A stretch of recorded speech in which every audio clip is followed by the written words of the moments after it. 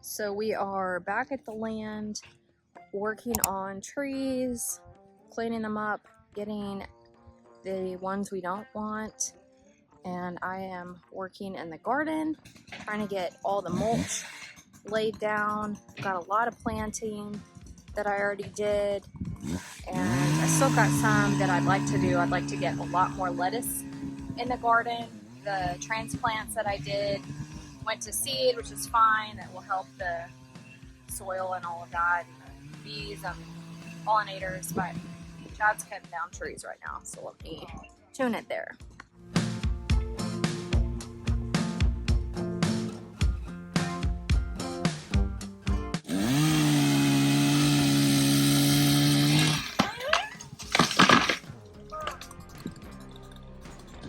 So we're trimming out dead trees. That's what we're doing. We did lose an oak earlier today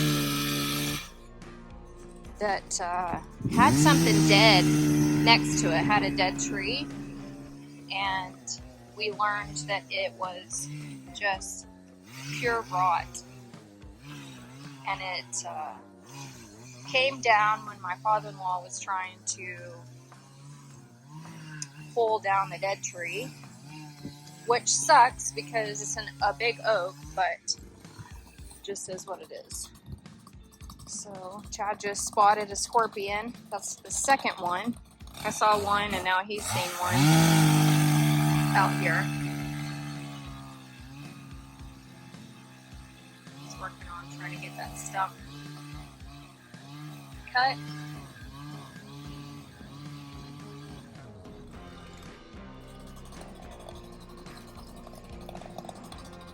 Yeah, look at this big tree.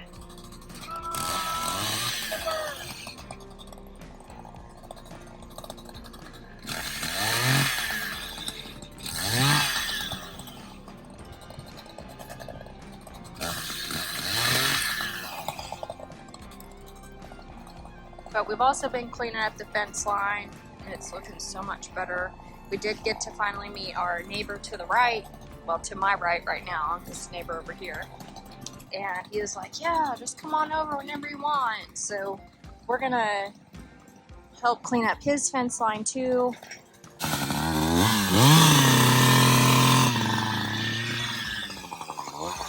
So walk down here to where my father-in-law's been working on cleaning. And we get a little close, but the tree that he was trying to get out was full of wasps, so I'm not going to get very close. But you can see, but he's just pure rot, which makes me sad.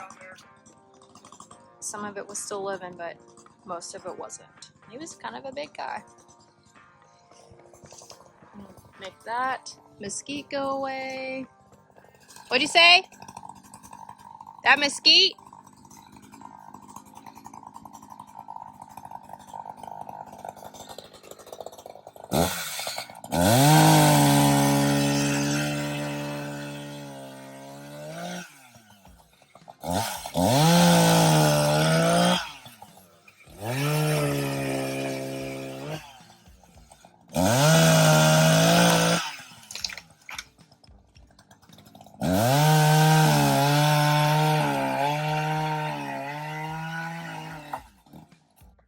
Alright, let's head back this way.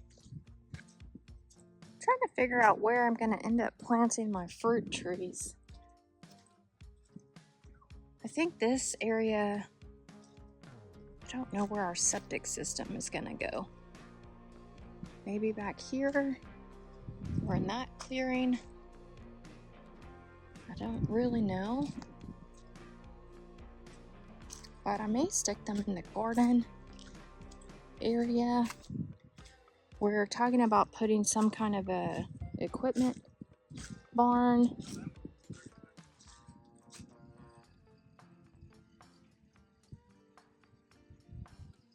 Back there. Got this oak cleaned up. Now I just need to pick up all the debris. A lot better coming out, looking off the porch. Yeah. said we could go on the other side and trim if we wanted to. Yep. Okay, so we have been clearing out all of this. We cleared out all the trees around this oak. We still have to get the vines out of him. And I've been clearing the fence really, really good. And Chad's been working with the excavator to rebuild the berm that was back here. And I'm excited. It'll allow these oaks to better thrive. You can see their leaves are starting to finally turn. It's getting a little cooler. It's just gonna be years of work, which is fine, but so he has been clearing. I can see all the piles here. He's been digging the berm back up. He's got to sift out all of the debris to really make the berm what it is. And then we cleared around this oak. We need to clear out all of those branches that are held in it. And he's going to be taking out a tree over there in the runway. Let's walk over that way. Really hoping our plans get finalized soon. Just waiting on some elevation changes. And then I'll be like, it's good to go. And then he will send me an invoice to pay, and then he'll convert all of them into construction drawings, because I got to get the foundation plan to the concrete engineer so we can get that going and get my metal building ordered and all of that. Chad made his first landing here on the runway this week. The plane's all back together. He had his property balanced, and he could have reached out with his hand to touch this one tree. And as I mentioned previously, we did meet our neighbor, and his land abuts us on the back and to the left of us as I'm standing. And he gave us permission to go on his land to cut down this tree right here because it is in the way for Chad coming into land and his dad coming into land. And it kind of gives a natural like football goalpost, you see. So take that one out, and now you have these guys, which are good, and then that guy is good, and you have kind of a natural goalpost. So let me show you. We got the windsock up. So the windsock is up. You can see it in the distance, that orange thing floating. Let me zoom in. You can see it right down there.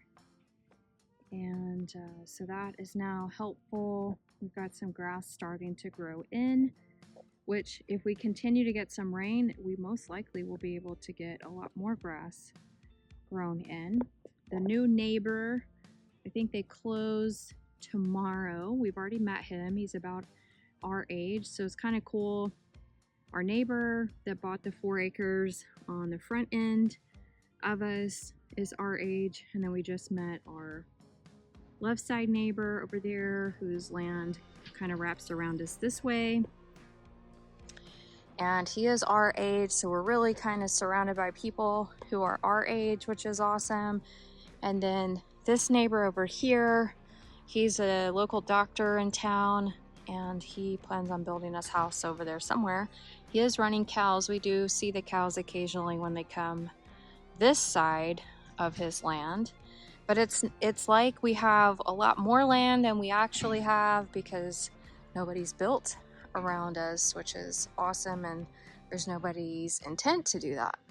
And we do have access point over to our neighbor's land over here by my garden. They're going to clear that up because he has requested Chad help him do some brush cleaning around some of his equipment that he has, that unfortunately he had a sickness that held him down for quite some time, and he has brush that has grown up around his equipment.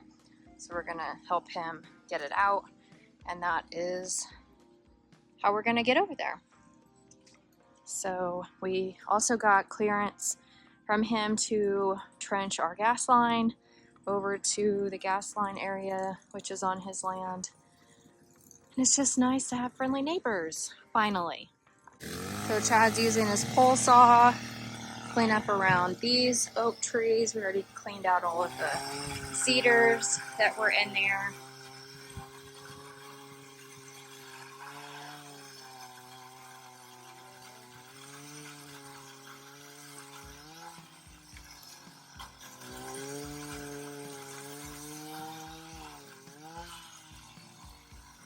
Or we cleaned out most of them. I see some little babies that he's got to clean out.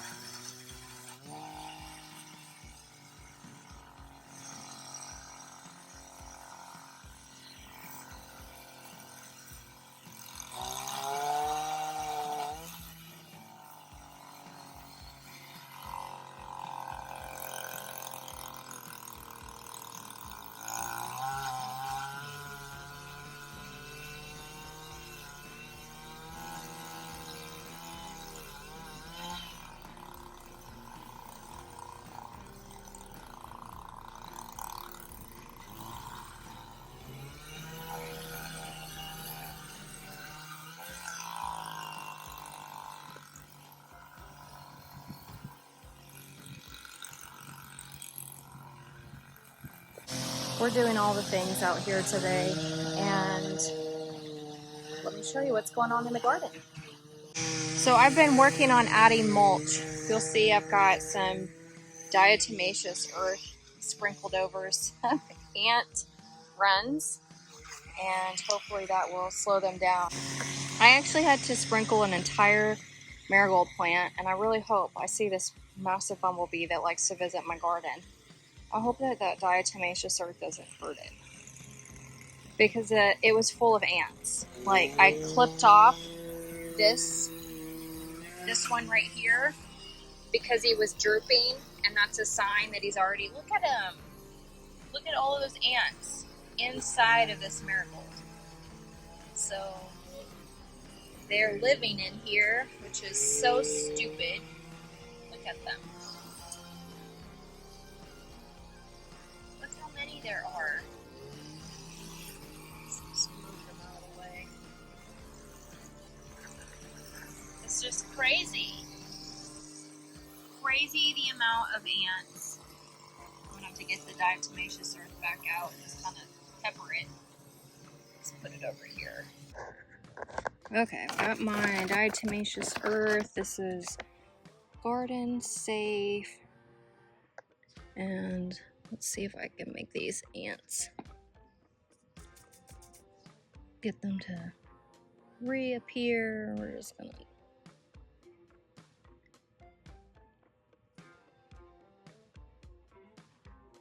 make them mad. Eat it, eat it, eat it. So it was sprinkling earlier, and some of my ant mounds, like, you have to be mindful. Oh, look, the bee is resting. I hope he didn't die. It's a little cooler out, so flying insects they don't handle cooler weather well. We're just gonna monstrously apply.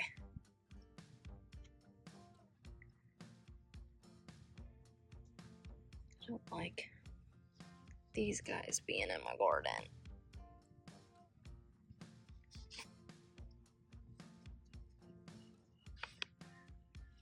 They may have already moved on.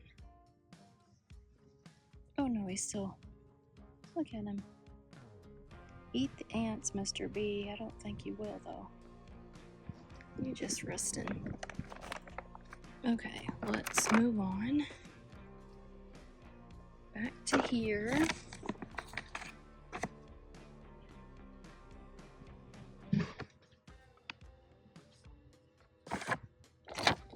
Oh man.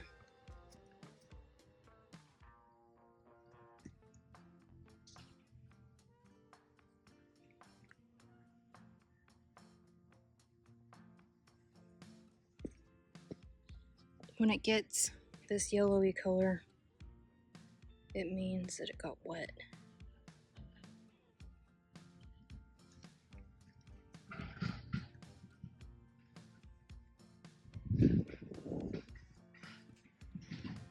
So I had quite a few trails,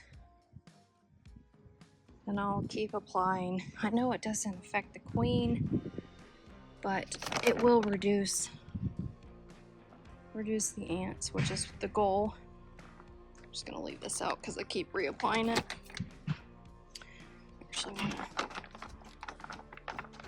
to close it back up in case it does start sprinkling again.